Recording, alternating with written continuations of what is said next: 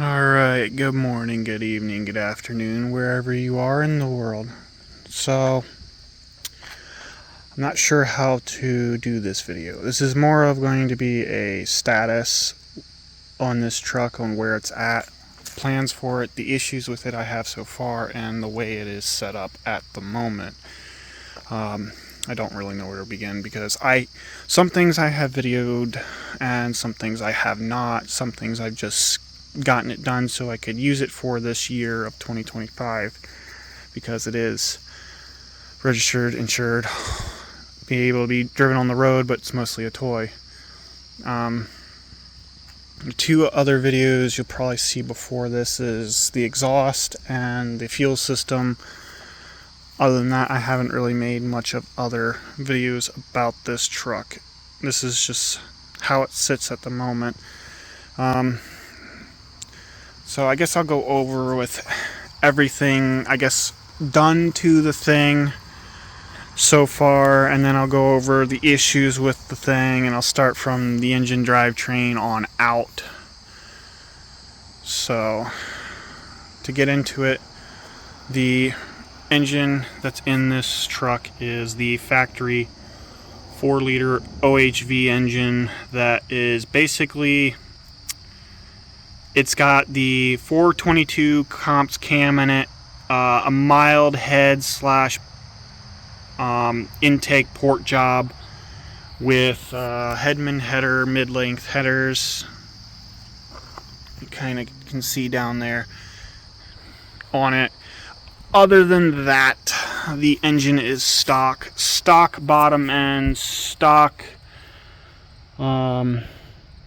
transmission, and stock transfer case. The engine literally only has a cam in it, the biggest camshaft you can get for this OHV engine. So that's basically the engine. The engine is not tuned. It is somewhat DIY tuned, and I do that with quotations because the factory fuel pressure regulator is no longer on this truck. It is from return list to return style, with the pressure set from factory 60 to about 65, 70 on without vacuum, or with the engine not running, just having the fuel pump run. I have it set to 65, 70. With the engine running, it's about 70-ish, and when you take away vacuum, this goes up to about 80, somewhere around 80, 82. So, and with the SCT programmer, it's sort of tuned, but at the same time not. It is stock injectors, because the fuel tables in the factory PCM is for the stock injectors on their flow rate. So stock MAF, stock injectors. All I did for the fuel is put a Warbro 450 in the tank, with it basically base fuel pressure at 65, 70, and the vacuum port adjusts it to go up for engine demand. By the computer, the fuel trim says it's consistently adding about 70% fuel at wide open throttle. I don't know if that's a basis off the fuel table. I definitely know in closed loop operation it is not basing that off of, so I'm unsure with the fuel trims if it's really adding that fuel or not, or if it needs that fuel or not. So for that reason being, I believe this thing might be a little bit rich because the exhaust is actually kind of sooty. So this might be a little bit over rich for what it needs, but for the way it performs and the way it behaves with 513 gears in the front and rear end, this is actually very, very peppy for a 4-liter, because usually these things are lazy. But yeah, pretty much these things are pretty lazy factory. The power output stock for these engines are, on a good day, 160 crank. The dyno sheets I've seen for a stock 4-liter OHV Ranger configuration is generally these put about 140 horsepower to the tire, healthy. Other than that, they're a lazy, gutless turd. And for this having the 422 cam, somewhat mildish port job on the heads and intake, and a full 3-inch exhaust system for the engine to breathe out of, and just a cone filter on the end there with a pre-filter. Ran out of room, so I don't know what horsepower this puts out. It'd be kind of curious to put on a dyno, but for what this engine is, for the modifications I've done to it, and for having 513 gears and 35-inch tall tires, this thing actually decently can push this truck around. It is still pretty powerless. You definitely need momentum, but for having 513 gears with this driveline is a must. If you're going to go anywhere near 35-inch tall tires, doesn't matter what configuration you use, I would definitely recommend doing 513 gears. This is about sitting on a 34.5 on metric tire side, so it's kind of like just barely a 35, but that is the engine.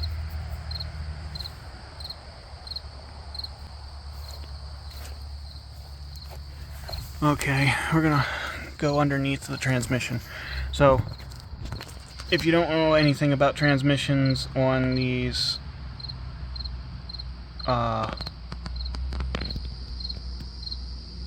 Explorers, Rangers, the transmission in these, I think from 97, I think it's 97, the 5R55E was introduced. It went from the 4R55E to the 5R55E, which is basically a 4-speed converted into a 5-speed with a few sensors and valve body modification changes.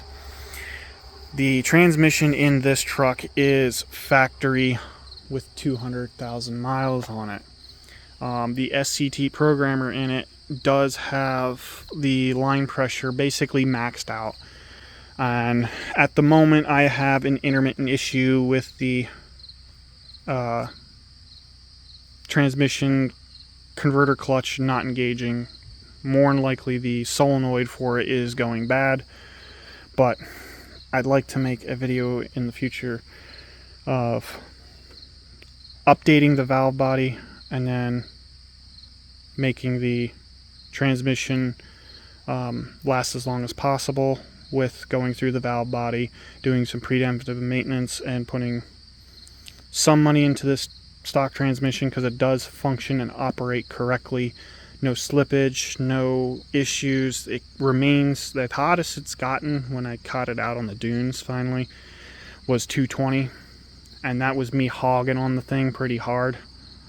But that was also before I have a fan shroud on here, so I don't know what it would be now, but I gotten it no hotter than 220, and it cooled right back down as soon as you let this thing idle.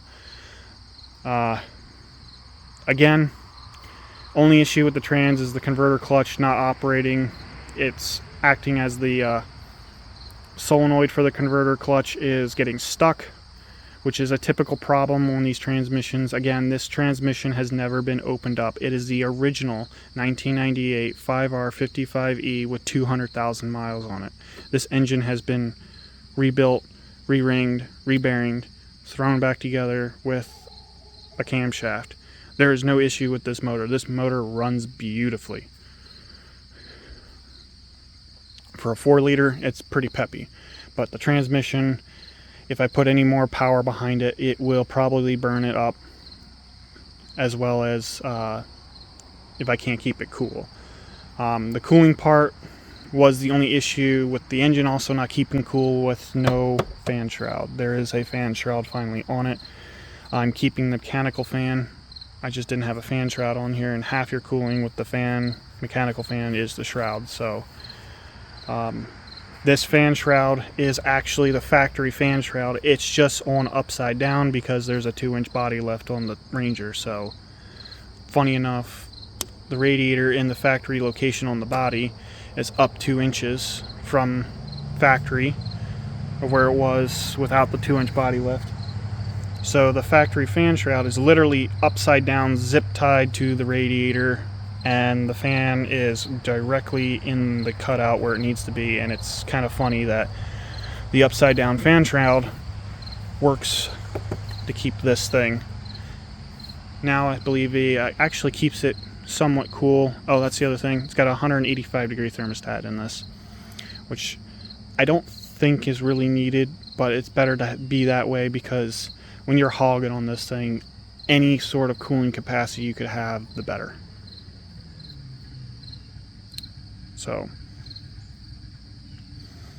that's the engine, that's the transmission. The transmission does have a few issues that I've been putting off that I need to do, mainly going through the valve body, changing out the shift solenoids, and put a shift kit in it so I don't have the SCT maxing the line pressure out. Even with that line maxed out, it definitely needs more help for it to last longer. Alright, back on the drive line. Factory transfer case. Pretty much nothing's been done to that. Only the front drive shaft on, let's see, you can kind of see, kind of hard to see. Right there you see the front CV joint for the front drive shaft. That was rebuilt because it kept clicking as well as disconnecting, like the drive shaft was spin independent of the CV joint. I guess put the phone back there. The drive shaft would spin independent to the CV joint and make it so I didn't have front wheel drive, or 4-wheel drive, whatever you want to call it. That's why that got rebuilt. Again, front diff 513s, Dana 35 IFS. So I guess working our way to the back. The rear axle is a Linger Racing fabricated 9-inch. It's the 9-inch housing that is able to hold 40 splines, all the big boy stuff that you can throw in these housings. You can also put a 10-inch ring gear or center section in there. You can put a 10-inch center section, 35 or 40 axle splines, put different outers on, all that jazz. This housing can handle it, but for the time being, for cost effectiveness, it's got, I think, 32 spline axles or 31 spline axles, I can't remember, and it just has a regular 9-inch with 513s in it. This thing having, I think, the 31, 32 axle shafts, chromoly, and then your typical 9-inch sandwich bearing semi-floating axles in it. For cost effectiveness and having the factory Ranger or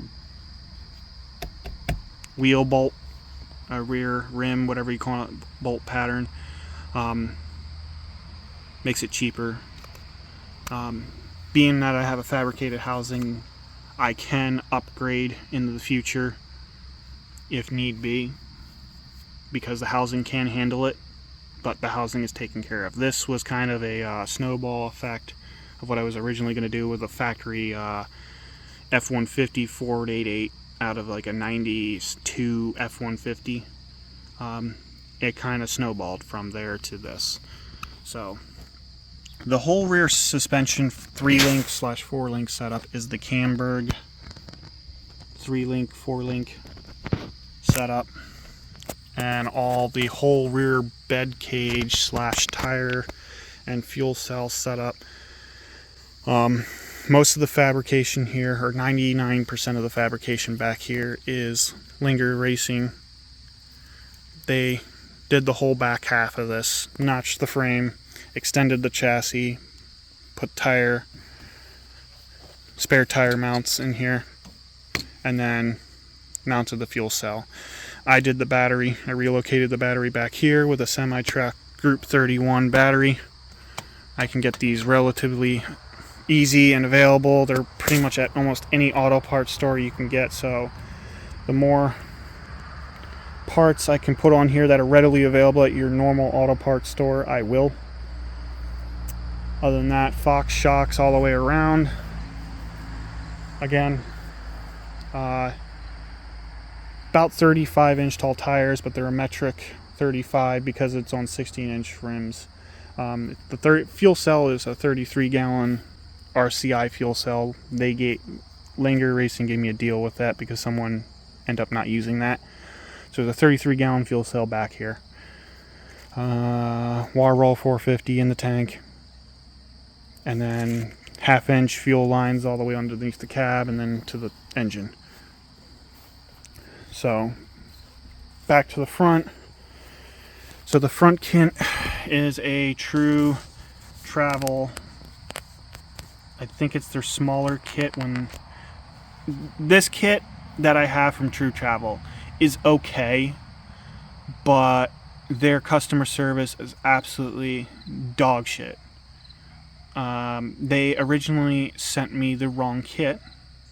They sent me the correct upper arms, but the lower arms were their smaller kit when I ordered their bigger kit.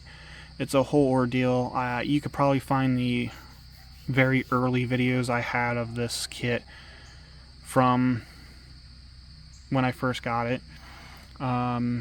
They dicked me around for a year, so ended up halfway fixing it myself, and then when I took it to Langer Racing, they fixed the whole front kit for me.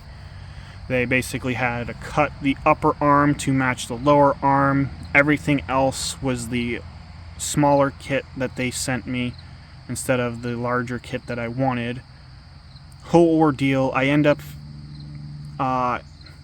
requesting money back from PayPal because that's where I ordered it from, and eventually I got this whole kit basically for free because they screwed up on their part. They dicked me around, tried to work with them. They didn't, just radio silence for months, almost a year, and that's when I basically asked for my money back, and I can't exactly return the whole kit to them when it's already partially installed, so I basically got this whole kit for free, and it wasn't even the kit I ordered. So I believe it's 12 inches of wheel travel in the front. The back is, I believe, 22, 25. I don't remember. The front is 12. I forget the width that the smaller kit from True Travel does. Uniball up and lower ball joint, full wheel drive, as you can see. Still, it did come with FAO shocks and coilovers, but I did away with them and have these Fox shocks and coilovers when I did the back. Factory, I think it's got the later disc brakes on it up front here, which are slightly bigger. It has the live front end CV axle instead of the lockouts that these 98s had. So it has the updated front end in it. Other than that,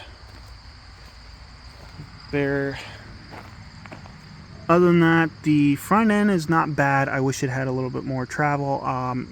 Eventually this whole front end kit will be thrown away or taken off and sold and put a different front end kit I have my eyes on later down the road. So at the moment, this front kit works as is, how is. It's okay. Just True Travel sucks with their customer service. So, moving on to the front, it's just an affordable off-road bumper, non-winch bumper. I'm thinking of putting a 2-inch receiver hitch into this front bumper to at least get another tow point / put a like receiver hitch winch mount in there in case I need to. The bumper wings aren't on because they're really close to the tire. I don't want to hit the tire, as well as I don't have any fenders on the truck at all at the moment. I do have fiberglass fenders for the front and the back, but the back ones are the step side bed fenders that are always fiberglass, even from factory vehicles. And I might put them on the back here just because they're expensive, and I got them for basically nothing because it came with that parts Jeep. The rear fenders, or the rear bed sides, were from that truck that had a step side bed. So they're fiberglass already, factory. They're that color. And I'll just use them on here because it's like a couple grand for bed sides. I'll probably take this back to Langer Racing or have a body shop mount them, because I don't have a good way to mount them. All I did was mount the whole headlight assembly, make some L brackets for mounting the headlight assembly onto the core support just so I had lights. That's pretty much it. ABS does not work because there's no rear axle sensor, so ABS is there just to run the speedo even though it's off. So the ABS is there, not functioning, just powers up the computer for the speedo. AC system does work, but it needs to be recharged. I never got around to recharging it, but everything's there for the AC to still work. The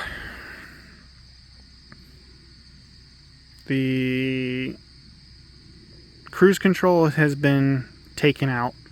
Not going to have cruise on this. It's kind of irrelevant to have cruise on a truck like this. I do want to keep the AC. Does have washer solvent or washer spray still. These headlights I got with the fenders when I bought the fenders off online, or not online, Facebook Marketplace find. Same with most of the tires, other than the back two tires are brand new. The spares are kind of like the very bald spares. The spares are basically good burnout tires, if I can do a burnout with this. I forget what the rear is disc brakes. I can't remember the size of the disc brakes. I do have a braking problem to where the pedal feels a little spongy, but this is the factory master. I'm not entirely sure if this is the master that is the right size for the for those rear disc brakes, because this thing did have factory drums on the back of it, so that's probably partially my problem. Brakes do work, it's just they feel kind of initial spongy before they actually do something, so there's like a delay. The brakes do go through the ABS unit, but the ABS unit doesn't work. Yeah, so the brakes are initially kind of spongy. There's sort of a delay, but if you stab the brakes, it will stop. It's just, I think the Master's a little bit small for what this needs, because you can stab the brakes, you'll definitely stop, but it's difficult to lock these brakes up on pavement. So again, I think this Master might be a little bit undersized for the rear brakes, and I'm unsure if there's an issue with something else. All the air is bled out of it, as far as I know. It's just the initial stab of the brakes feels a little spongy before they actually do something. It's got stainless steel braided lines all over the place on this thing, so I don't know if it's a Master. I'm assuming it's a Master problem. I would have to dig more into it, but right now it does stop. It doesn't have a leak, doesn't have any air in it. I just think the Master might be a little bit undersized for what I need, considering it has now rear disc. So that is the braking. Moving on, the battery is no longer here, as you can see. And earlier, it's in the back. It's a Group 31 semi-truck battery. Here we have the fuel filter. Basically comes up to here, filters it, and then goes right into the fuel rail engine wise. This is a battery disconnect, but it's on the power side because I'm using the factory power harnesses that are usually were connected to the battery, but now it just main 2-aught battery cable from a semi-truck comes up, goes through here, and then disperses the power through the factory system. We have factory AC that just needs to be recharged, and it should work. Doesn't work right now because there's nothing in the system, but it does need to be recharged. I have an issue with the power steering at the moment. So the power steering likes to leak. That's the one thing in here that likes to leak, and I think it's this high pressure line seal. This right here is where it's leaking, and it likes to introduce air into the system. I've already had to top it off again. I'll have to fix this, figure out a way to fix this. This line feels loose, even though the fitting in there, as you can see at the end of my thumb, is tight. I can move this, and you can see the, I don't know if you can see it down in there. You can barely see it, but I'm thinking the seals went bad. It never leaked up there before, but this was out for some time, so I'm wondering if the seals just went bad. I have to fix that. Other than that, it really doesn't spray. It just likes to drip a little bit. It doesn't spray the power steering fluid, so I definitely have a power steering leak I need to deal with, but that is lower on the list. Brakes talked about, power steering talked about. Like I said earlier, the fan, when I took it out to the dunes, I had the mechanical fan on here, just no shroud. I had a difficult time keeping the thing cool. With the shroud now, I should be able to keep it cool. And this is the factory shroud, just upside down because the radiator is 2 inches higher. Factory alternator, factory intake tube. This is the BBK larger throttle body. I got this years and years ago. Just kind of ran it on here. It was on my Ford Explorer, my green Ford Explorer I used to have, but I took it off and put it on here. This throttle body is like $300 now. I think I got this when it was like $200, $250. I don't know. I got this and I just kept it, and it's whatever. It doesn't really make a whole lot more extra power, but it's just a bigger throttle body. Your restriction really is through that MAF sensor, so it's whatever.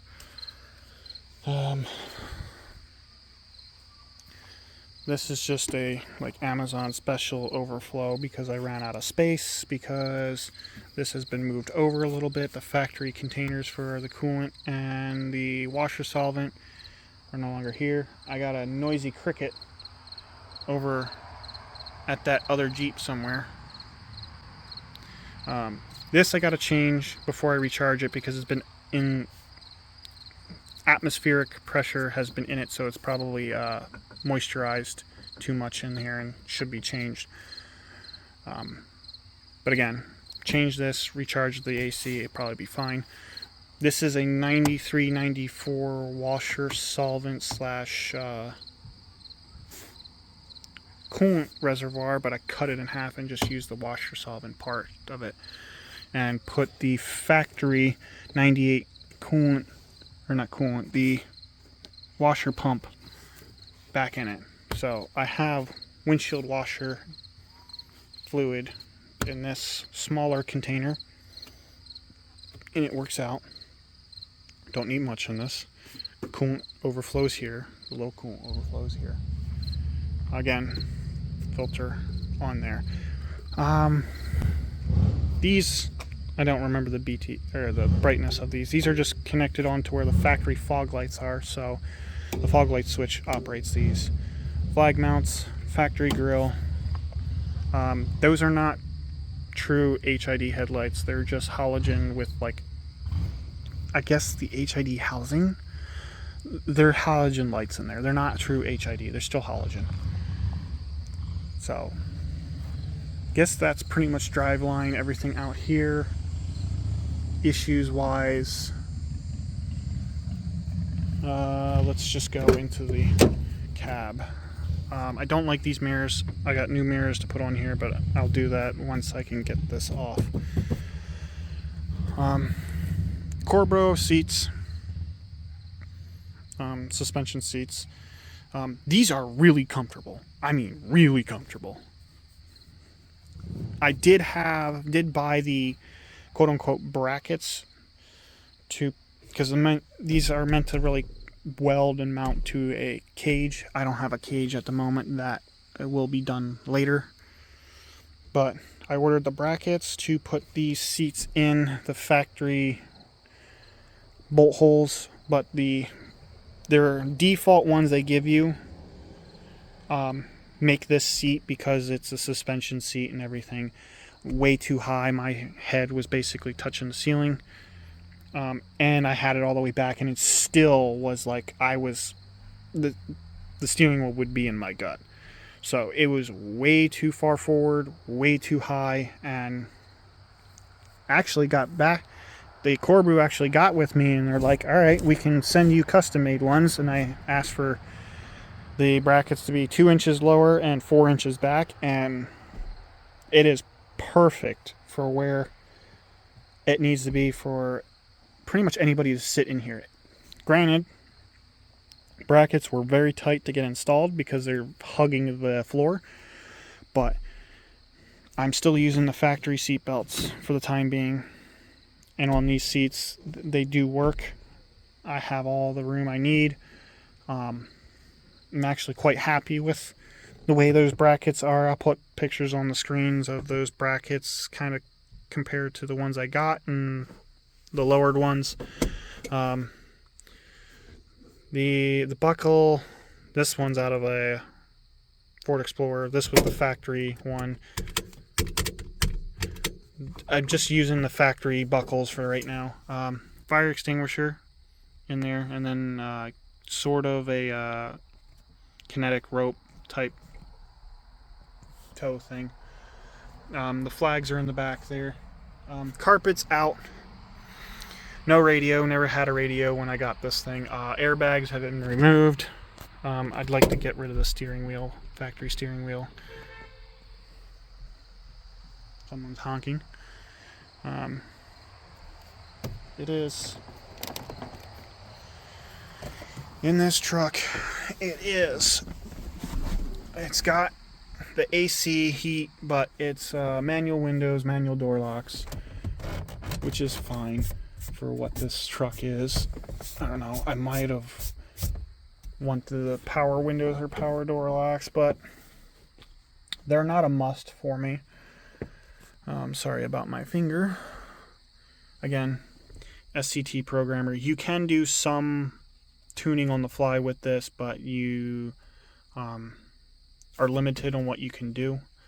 Again, I would have to go through a whole quote-unquote DIY type way I tuned this truck, and it's not even technically tuning it. It's mainly just manipulating the truck, knowing how the stock default fuel table is, and changing the things around it to the way I know how the engine will behave and react and run the engine to my benefit.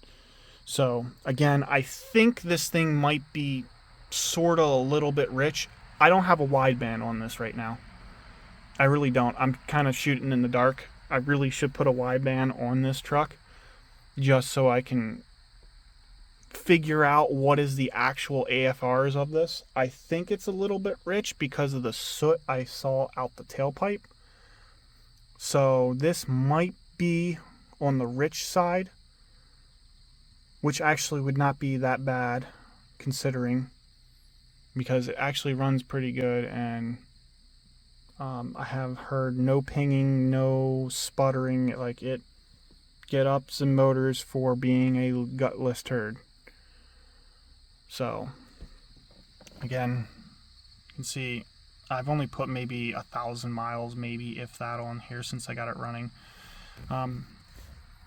Factory gauges do work, other than the factory coolant temp has been unplugged. So like on these Rangers, there's 2 coolant temp sensors, one for the gauge, one for the PCM. You can see I don't have, you know what, I'll probably just start it up at this point. There's no gauges that, basically all my temps come out of there because I see what the PCM sees. Might just do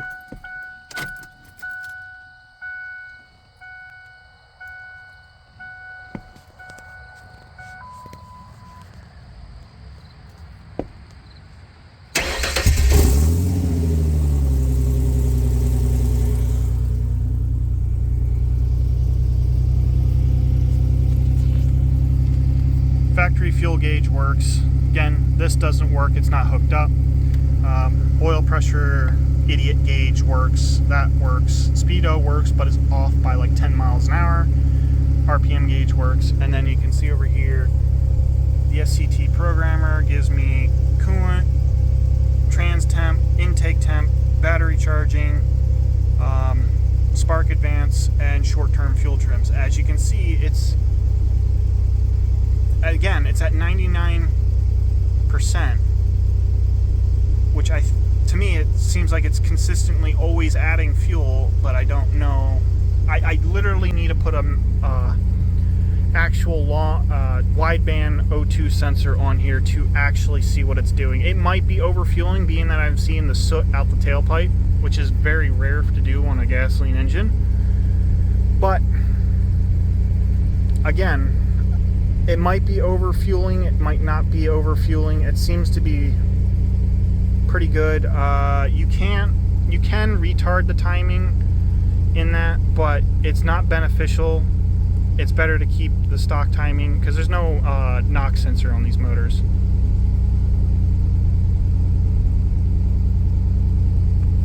But other than that,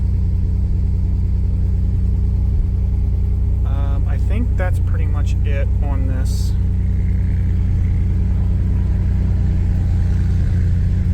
I do only have a half tank of fuel. This one's probably a really long one. Kind of going over the truck. Again, I'd like to do more videos of this truck and my other trucks. Get into more of optimizing everything I have. See, it's right about almost 70, probably 68 pounds of fuel pressure.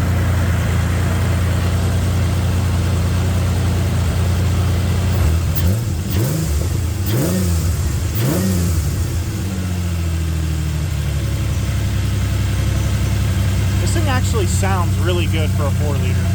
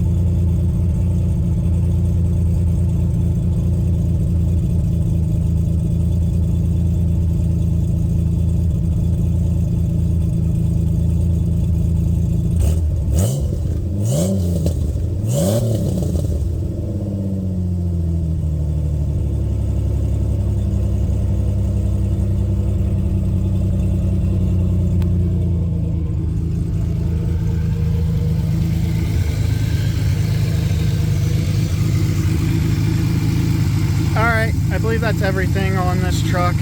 Again, it runs and drives. It has some issues here and there. I want to make more videos of dealing with the issues until I can get the funds to gut the whole cab, have the cage put in, and probably do a 5.0 Explorer engine driveline swap. Be the most cost effective at that point. But I want to keep it looking factory, functioning factory, and I could daily drive this if I want to, I just choose not to. Basically, that's how it is. So, if you have questions, ask away. This is how the truck sits currently. And yeah, this is probably a really long one, probably maybe an hour long narration of this truck.